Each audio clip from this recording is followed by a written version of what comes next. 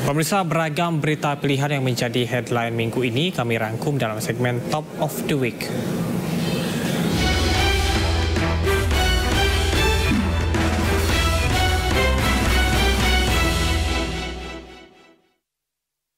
Pemirsa, kericuhan kembali terjadi saat warga Rempang berunjuk rasa menolak relokasi di kantor BP Batam. Kerusuhan tidak terelakkan saat tuntutan warga hanya dianggap angin lalu oleh pemerintah. Presiden Jokowi menanggapi kericuhan yang terjadi di Rempang, Batam, Kepulauan Riau. Menurut Presiden, kericuhan terjadi akibat komunikasi yang kurang baik.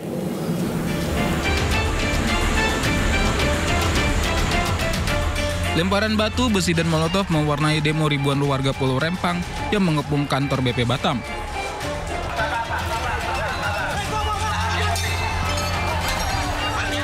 Akibatnya sejumlah bagian bangunan kantor BP Batam rusak. Bahkan bom molotov yang dilempar massa juga sempat membakar bagian samping kantor. Untuk membubarkan massa, polisi menurunkan water cannon dan mobil barakuda. Beberapa personel polisi mengalami luka akibat lemparan batu dan besi. Bahkan seorang anggota Satreskrim Polresta Barelang menjadi sasaran amuk massa. Unjuk rasa ribuan warga ini kembali digelar dengan tuntutan menolak relokasi 16 titik kampung tua yang ada di Pulau Rempang dan Pulau Galang. Mereka juga meminta polisi membebaskan 8 warga yang sebelumnya ditahan terkait penolakan di Pulau Rempang Rabu pekan lalu. Dari Batam, Kepulauan Riau, Gusti Yanosa melaporkan. Tanggal 6 itu apa? 1. Diadakan relokasi. Setiap kepala keluarga diberi tanah 500 meter persegi dan dibangunkan rumah dengan ukuran 45 sebesar 120 juta setiap kepala keluarga. Besar loh itu, daerah terluar. Lalu diberi uang tunggu sebelum relokasi setiap kepala 1.034.000. Diberi uang sewa rumah sambil menunggu dapat rumah yang itu masing-masing 1 juta.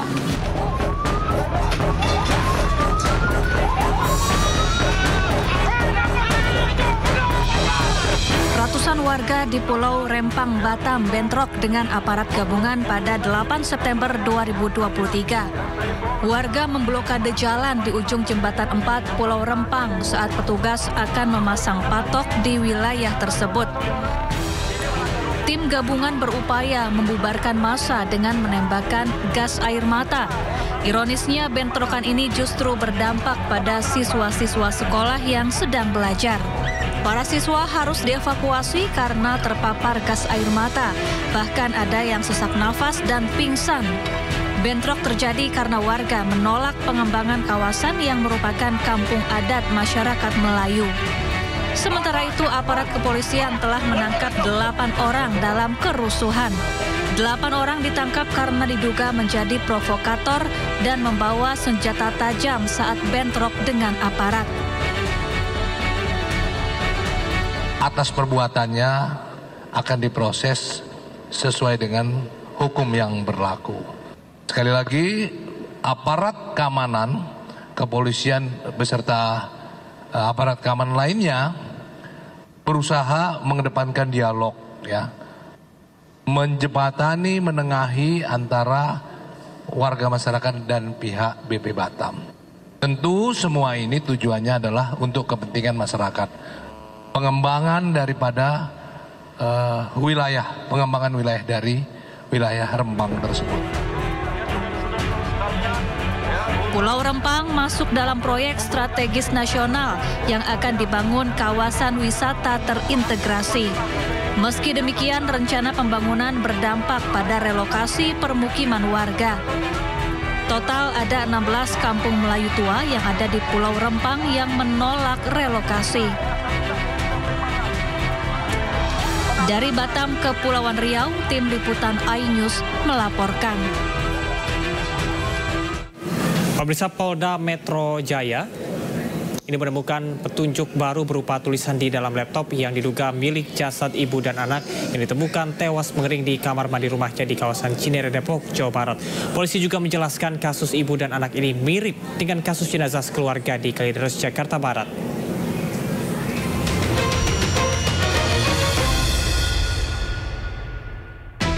Ditreskrimum Polda Metro Jaya masih terus menyelidiki penyebab kematian ibu dan anak yang ditemukan tewas mengering di kamar mandi rumah di salah satu perumahan elit di kawasan Cinere, Depok, Jawa Barat. Dari hasil penyelidikan sementara, tim penyidik menemukan salah satu petunjuk baru dari dalam laptop yang diduga milik salah satu jenazah yang berisi tulisan, siapapun yang membaca tulisan ini, mungkin saya dan ibu saya telah meninggal dunia. Mendapati petunjuk tersebut, kepolisian akan menggandeng Asosiasi Digital Forensik untuk meneliti apakah tulisan yang berada di dalam laptop merupakan tulisan dari kedua korban. Sementara kami menemukan satu petunjuk dari laptop yang diduga laptop korban, yang berjudul To You Whomever. Jadi di sana tertulis siapapun yang membaca tulisan ini, mungkin pada saat melihat tulisan ini saya dan ibu saya sudah meninggal dunia. Nah, ini kita dalami apakah memang ini tulisannya jenazah ini ataupun merupakan disepsi, kita nggak tahu. Mungkin ada orang lain juga yang nulis, kita nggak tahu. Oleh karenanya biar nanti alat bukti yang akan mengarahkan.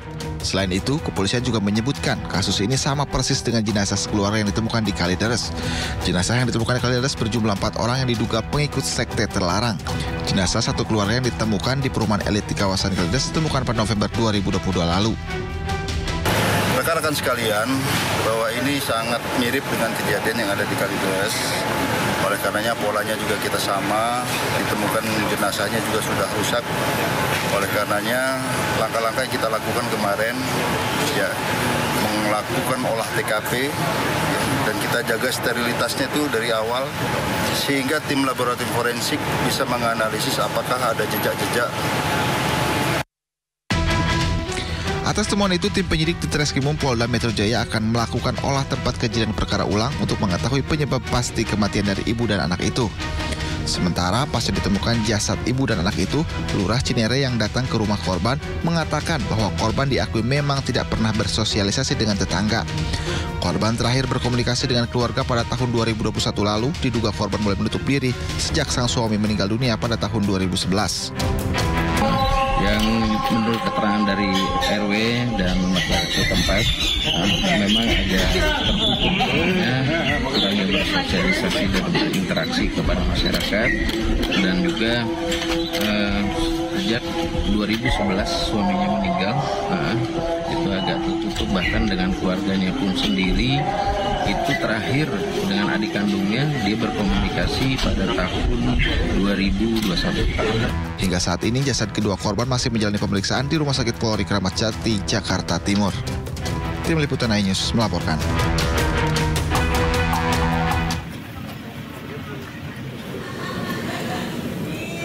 Penyidik gabungan melakukan olah TKP lanjutan di lokasi ditemukannya jasad ibu dan anak.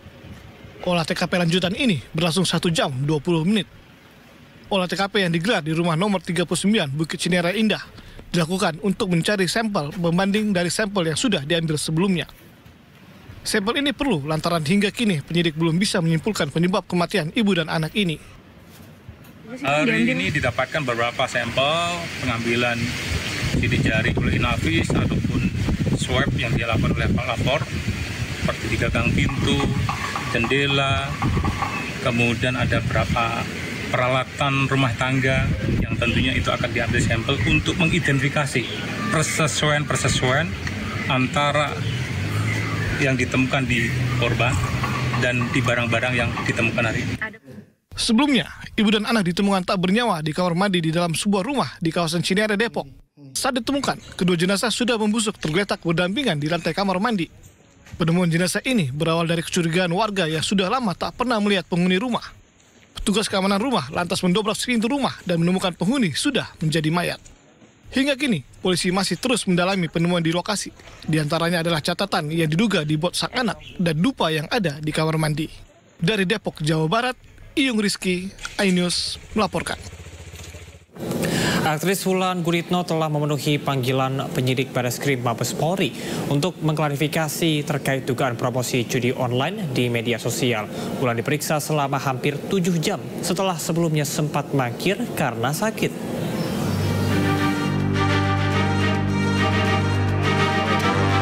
Setelah sebelumnya sempat absen tidak memenuhi panggilan polisi karena sakit, aktris Wulan Guritno pagi tadi memenuhi panggilan penyidik Bareskrim Mabes Polri untuk mengklarifikasi terkait dugaan mempromosikan judi online di media sosial. Wulan yang tiba pukul 10.40 pagi akhirnya diperiksa selama hampir 7 jam. Publik figur tersebut kemudian langsung meninggalkan ruangan setelah memberikan keterangan kepada pihak berwajib. Wulan Guritno mengungkapkan dirinya bertanggung jawab untuk memenuhi panggilan penyidik dan dapat diberikan ruang untuk memberikan penjelasan terhadap aparat penegak hukum. Aku senang banget dikasih ruang untuk klarifikasi dan pasti aku berterima kasih banget dengan tim penyidik dari Bareskrim Cyber, sangat profesional, dan aku juga terima kasih buat teman-teman media yang setia menunggu aku. Sekarang aku udah harus ke pekerjaan berikutnya. Selain Wulan Guritno, Bareskrim Polri rencananya juga akan memanggil sejumlah artis yang diduga mempromosikan judi online di media sosial.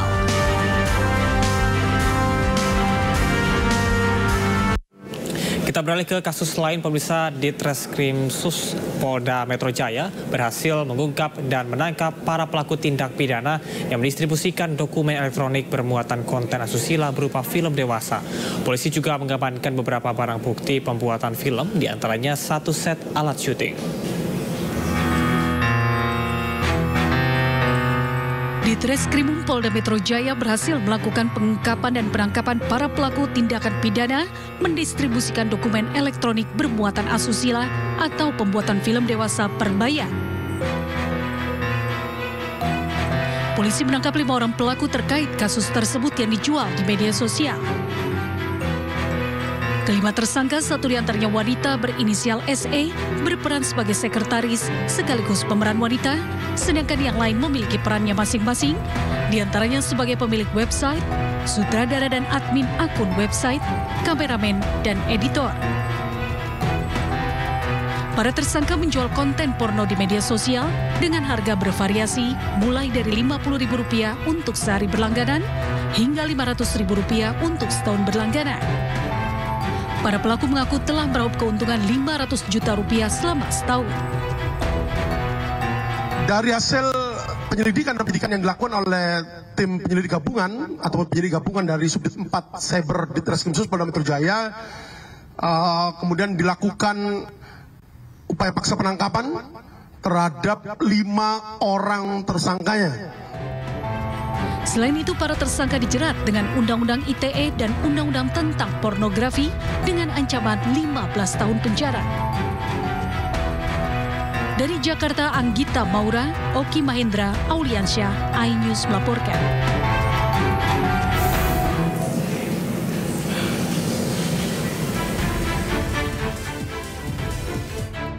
Pol Truno Yudo Wisnu Andiko memastikan pemanggilan ulang ke-16 pemeran film dewasa yang telah dijadwalkan untuk pemeriksaan sebagai saksi terkait kasus dugaan tindak pidana pornografi dan Undang-Undang ITE.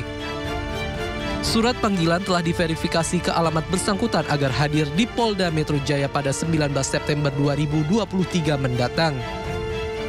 Ke-16 pemeran film dewasa ini sebelumnya mangkir dari panggilan penyidik Ditreskrim Sus Polda Metro Jaya dengan alasan berada di luar Jakarta.